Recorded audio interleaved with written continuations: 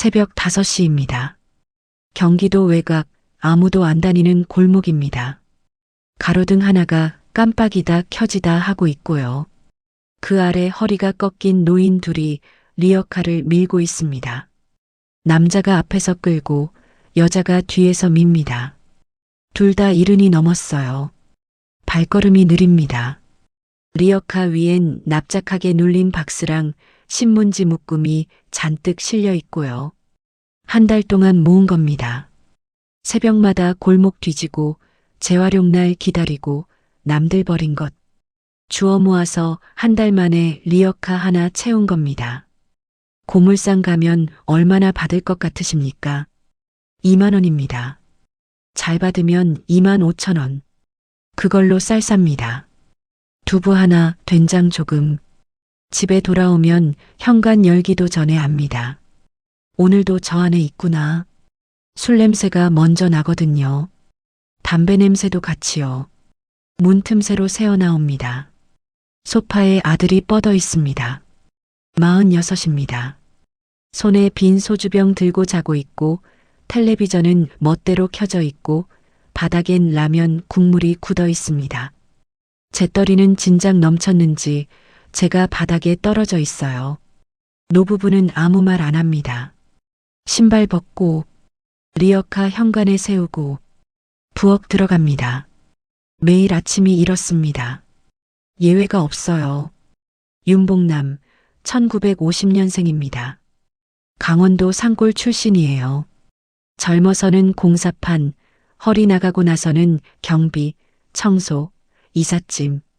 몸 쓸 수 있는 거면 뭐든 했습니다. 아내 박순례도 비슷합니다. 반찬 가게, 식당 설거지, 아파트 복도 청소. 두 사람이 말이 많은 편은 아니에요. 그냥 같은 방향 보고 걷는 사람들이었습니다. 조용한데 단단한 부부였어요. 자식은 셋인데 큰딸 정숙은 부산에 살고 작은 딸 정민은 안산에 있습니다.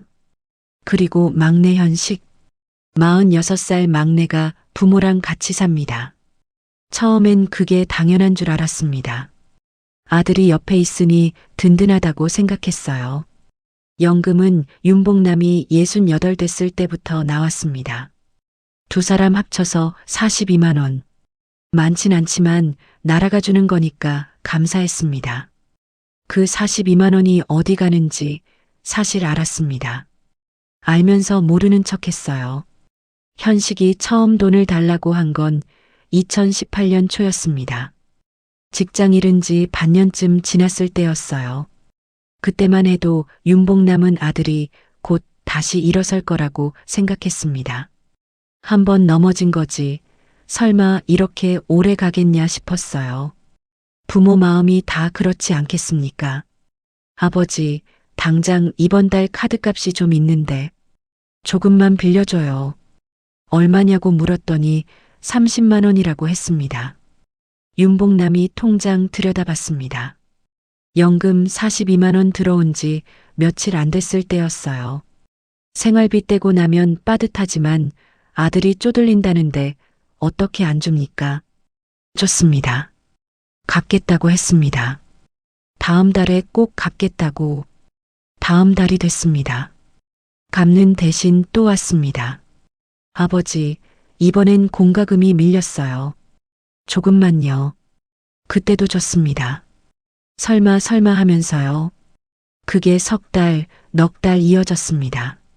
갚겠다는 말은 어느 순간부터 사라졌어요. 대신 요구가 조금씩 달라졌습니다. 빌려줘가 조가 됐습니다. 그리고 어느 날부터는 아무 말도 안 했습니다. 연금 들어오는 날이면 그냥 나타났습니다. 윤봉남 방에 들어와서 통장 집어들고 나갔습니다. 윤봉남이 뭐라 말하려 하면 현식이 먼저 말했습니다. 아버지, 나 지금 힘들어요. 알잖아요. 그 말이 묘하게 입을 막았습니다. 힘든 거 안다. 근데 이건 아니다. 그 말을 하려다가 매번 삼켰습니다. 자식이 힘들다는데 그 앞에서 돈 얘기를 어떻게 꺼냅니까? 부모 마음이라는 게 그렇게 약한 겁니다. 그러다 어느 날 윤복남이 처음으로 막았습니다. 현식아, 이건 안 된다. 이 돈은 우리 생활비야. 현식이 멈췄습니다. 그리고 돌아봤습니다. 표정이 달랐습니다. 그때 처음 봤어요. 윤복남이 그 표정을. 아버지가 나한테 그러면 어떡해요? 나 지금 진짜 없어요. 없으면 일을 해야지. 나가서 일을 해. 그 말이 방아쇠가 됐습니다. 현식이 목소리를 높였습니다. 처음엔 말로 시작했는데 말이 고함이 됐습니다. 고함이 욕이 됐습니다. 그리고 현식이 가까이 있던 물건을 집어던졌습니다. 컵이었습니다. 벽에 박살이 났어요. 윤복남이 한 걸음 물러섰습니다. 현식이 다가왔습니다. 그날 윤복남은 처음으로 아들한테 맞았습니다. 밀쳐서 넘어진 건지 주먹이 들어온 건지 나중엔 기억이 흐릿해졌습니다. 다만 바닥에 쓰러졌다는 건 알았습니다. 옆구리가 아팠습니다. 현식은 통장 들고 나갔습니다. 박순례가 달려 들어왔습니다. 남편 일으키면서 울었습니다. 윤복남은 울지 않았습니다. 그냥 벽에 기대 앉아서 한참 있었습니다. 그날 이후로 막지 않았습니다. 더 이상 막으면 뭔가 더 나쁜 일이 생길 것 같았습니다. 그리고 솔직히 말하면 그날 아들 눈에서 뭔가를 봤습니다. 아들이 아니라 낯선 사람 같은 눈이었습니다. 그게 더 무서웠습니다. 302호에서 소리가 나기 시작한 건 그 즈음부터였습니다. 매일은 아니었습니다. 처음엔 일주일에 한두 번이었어요. 현식이 많이 마신 날 아니면 돈이 떨어진 날. 그런 날 밤에 소리가 났습니다. 그릇 깨지는 소리가 먼저 납니다. 그 다음 고함이요. 알아들을 수 없는 말들이 섞여 나왔습니다. 가끔은 박순례 목소리도 들렸습니다. 뭔가를 달래는 것 같은 목소리였어요. 그러다 쾅 현관문 닫히는 소리. 그리고 조용해졌습니다. 이웃들은 알았습니다. 다들 알면서 모른 척했습니다. 불편한 거 알면서도 신고하면 더 복잡해질 것 같고 남의 집 일에 끼어들면 욕만 먹을 것 같고 그런 계산이 다들 있었습니다. 나쁜 사람들이 아니에요. 그냥 겁이 났던 겁니다. 어느 날 밤이었습니다. 유독 소리가 컸어요. 현식이 술을 많이 마셨던 날이었습니다. 들어오자마자 냉장고 뒤졌는데 맥주가 없었습니다. 박순례가 사놓지 않은 거예요. 돈이 없었거든요. 그날따라 반찬 가게 심부름도 없었고 숨겨둔 5만 원도 이미 쌀 사는데 다 썼습니다. 맥주 없어? 오늘은 없다. 왜 없어? 사놔야지. 돈이 없어서 그랬다. 현식이 냉장고 문을 닫았습니다. 소리가 컸습니다. 박순례가 아무 말 안 했습니다. 그냥 부엌에 서 있었어요. 현식이 거실로 나갔다가 다시 부엌으로 왔습니다. 왔다 갔다 했습니다. 술이 덜 깬 사람이 그럽니다. 뭔가에 열이 올라 있는데 풀 데가 없는 거예요.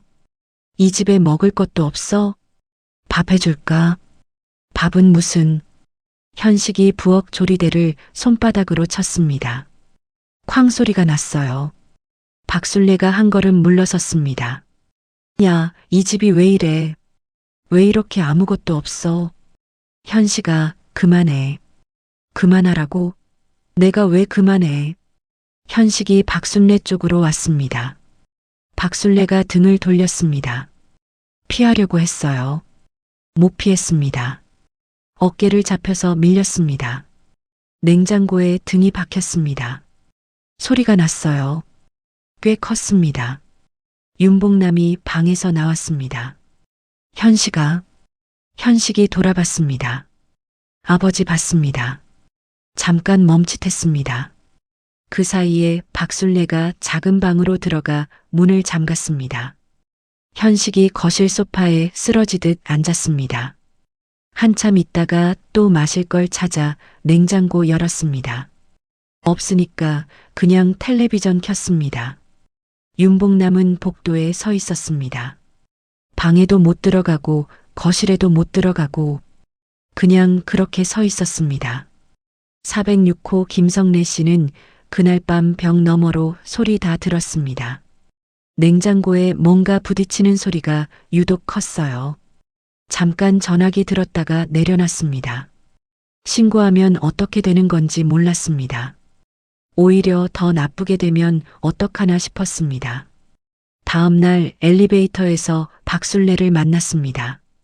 볼이 부어 있었어요. 어머니, 어디 부딪히셨어요? 요즘 눈이 침침해서요. 문틀에 김성래가 더 못 물었습니다. 엘리베이터 문이 닫혔습니다. 2월 화요일 밤이었습니다. 그날도 현식이 마셨습니다. 많이 마셨어요. 윤복남이 뭔가 말을 했고 현식이 발로 찼습니다. 정확히 어디를 찼는지는 나중에 병원에서 알았습니다. 오른쪽 갈비뼈였습니다. 윤복남이 바닥에 쓰러졌을 때 현식은 방으로 들어갔습니다. 박술래가 남편 일으키려다 못 일으켰어요. 윤복남이 움직이질 못했거든요. 숨 쉴 때마다 옆구리가 당겼습니다. 박술래가 119 눌렀습니다. 응급실 들어가서 의사가 물었습니다. 어떻게 다치셨어요? 넘어졌어요. 의사는 차트에 적었습니다. 근데 간호사가 봤습니다. 상처가 넘어진 모양이 아니었습니다. 갈비뼈 쪽만 집중적으로 발로 찼을 때 생기는 것과 비슷했어요. 보호자가 접수 창구에 있었습니다. 현식이었어요. 팔짱 끼고 벽에 기댄 채로 있었습니다. 술 냄새가 났습니다. 간호사가 물었습니다. 어르신이 어떻게 다치셨는지 아세요? 몰라요. 집에서 넘어졌다고 하던데요. 간호사가 현식을 한번 봤습니다. 그리고 차트에 붉은 스티커 붙였습니다. 학대 의심. 그날 밤 사회복지사가 불려왔습니다. 사회복지사 오지연은 그 병원에서 5년째 일합니다. 노인 학대 케이스를 수십 건 봤어요. 이 두 사람은 유독 조용했습니다. 아들이 때렸냐고 물으면 그냥 웃어요. 돈 가져가냐고 물으면 힘드니까 준 거라고 했습니다. 아들이 착한 아이예요. 술만 안 마시면. 박술래가 옆에서 말했습니다. 어릴 때 참 순했어요. 정말이에요. 오지연은 더 캐묻지 않았습니다. 대신 윤복남 손을 봤어요. 손마디가 굵고 손끝이 검었습니다. 폐지 다루는 사람 손이에요. 나오면서 팀장한테 말했습니다. 정식 조사 들어가야 할 것 같아요. 복지팀이 파고 나서 숫자가 나왔습니다. 연금 42만 원, 폐지 수입 2만 5천 원. 매달 44만 원 넘게 현식한테 들어갑니다. 박술래가 반찬 가게 심부름으로 버는 5만 원은 현식 눈피에서 따로 숨겨놨어요. 그걸로 쌀 사고 두부 삽니다. 두 사람 생활비가 그게 전부입니다. 현식이 44만 원으로 뭘 하냐고요. 술, 담배, PC방, 편의점, 경마. 그리고 이상한 부분이 하나 있습니다. 현식은 기초수급을 못 받고 있었어요. 부모가 있으니 부양 의무자가 있다는 거였습니다. 나라 입장에서는 부모한테 의지하면 된다는 거예요. 근데 그 부모를 현식이 털고 있습니다.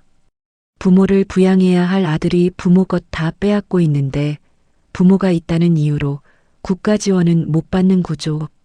그러니까 아들은 또 부모한테 손 벌립니다. 빙빙 도는 겁니다. 오지연이 서류 보다가 오래 한숨 쉬었습니다. 부산에 있던 큰딸 정숙이 복지사 전화 받고 기차 탔습니다. 경기도 빌라에 도착해서 문 열었더니 현관에서 멈췄습니다.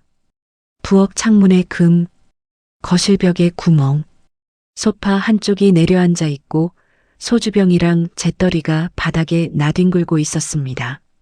엄마는 작은 방에 혼자 앉아 있었습니다. 무릎에 담요 덮고 텔레비전 보는데 소리가 거의 안 들릴 정도로 낮게 틀어놨어요. 아이고, 정수가. 왜 왔어? 연락도 없이. 엄마, 이게 다 뭐야? 현식이가 좀 어지럽혀놨어. 청소를 못했다. 정수기 벽 구멍 봤습니다. 소파 파인 자국 봤습니다. 창문 금 봤습니다. 어지럽힌 게 아닙니다. 때린 겁니다. 그 자리에서 주저앉았습니다. 엄마, 얼마나 됐어? 이게 얼마나 된 거야? 괜찮아. 엄마, 괜찮아. 그 말이 더 무너지게 했습니다. 저녁에 현식이 들어왔습니다. 냄새부터 먼저 왔어요. 거실에 누나가 있는 걸 보고 멈췄습니다. 누나가 왜 여기 있어?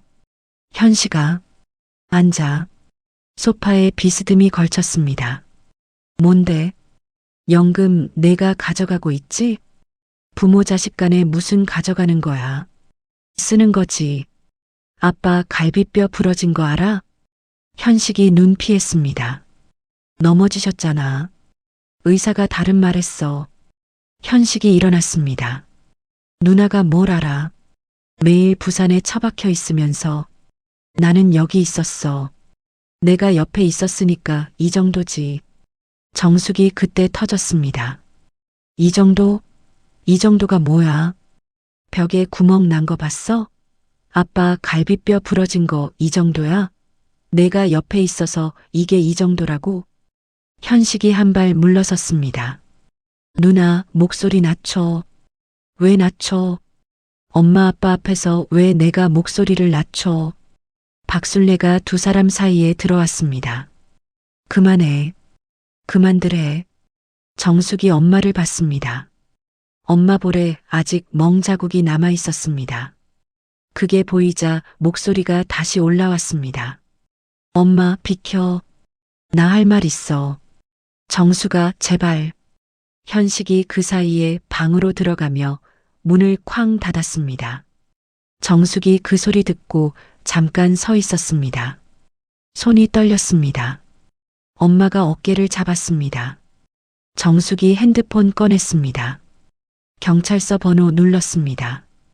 경찰이 왔습니다. 현식이 처음엔 버텼습니다. 내가 뭘 잘못했냐? 부모 돈 좀 쓰는 게 범죄냐? 경찰이 윤복남한테 물었습니다. 아드님한테 돈 들이셨어요? 가져가셨어요? 뭐가 다릅니까? 원하셔서 들이신 거예요? 대답 못했습니다. 박술래가 끼어들었습니다. 우리가 줬어요. 힘드니까 준 거예요.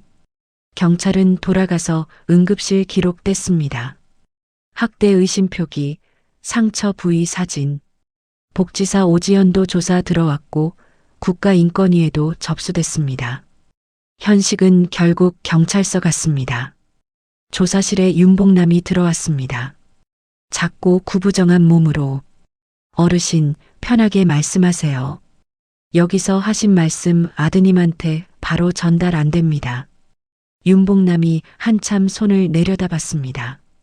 굳은 살 박힌 손이에요. 손끝에 폐지색이 배어 있었습니다. 언제부터였어요? 한참 있다가 말했습니다. 현식이 40 됐을 때부터요. 6년입니다. 맞으셨어요? 대답 안 하고 솜에 걷었습니다. 오래된 멍 자국이 있었어요. 조사관이 사진 찍었습니다. 왜 신고 안 하셨어요? 윤복남이 입을 열었다가 다시 닫았습니다. 잠깐 있다가 말했습니다. 내가 저 아이 돌보지 못한 게 있어요. 조사관이 펜 멈췄습니다. 저 어릴 때 제가 많이 바빴습니다. 새벽에 나가면 밤에 들어왔으니까. 현식이가 학교 다닐 때도 제대로 못 챙겼어요. 그냥 돈만 갖다 줬지. 아이가 뭘 힘들어하는지 몰랐어요. 조사관이 아무 말 안 했습니다. 그게 지금도 마음에 걸립니다. 내가 잘못 키운 게 있으니까. 그래서 신고를 못한 거예요. 내가 신고하면 걔는 어떻게 됩니까? 갈 데가 없잖아요. 조사관이 펜 내려놨습니다. 어르신이 갈 데가 없으셨던 거 아닌가요? 윤복남이 눈을 들었습니다. 그리고 다시 손을 봤습니다. 한참 뒤에 눈물이 손등에 떨어졌습니다. 소리가 없었습니다. 현식 조사는 달랐습니다. 억울하다고 했습니다. 자기가 얼마나 부모 옆에 있어줬는데 자기 없었으면 집이 어떻게 됐겠냐고 조사관이 물었습니다. 통장에서 인출하신 거 맞죠? 부모가 주셨어요. 먼저 드리겠다고 하셨나요? 현식이 잠깐 멈췄습니다. 가족끼리 그렇게 따집니까? 조사관이 서류 펼쳤습니다. 갈비뼈 골절, 외부 충격 추정, 아버지가 넘어지셔서 벽 구멍은요? 소파는요? 현식이 말 못했습니다. 밖에선 정숙이 진술하고 있었고 안산에서 정미도 올라왔습니다. 오지연도 서면 냈습니다. 현식 혼자 버티기엔 너무 쌓였어요. 조사 마무리되던 날 저녁에 현식이 집으로 돌아왔습니다. 아버지가 작은 방에 앉아 있었어요.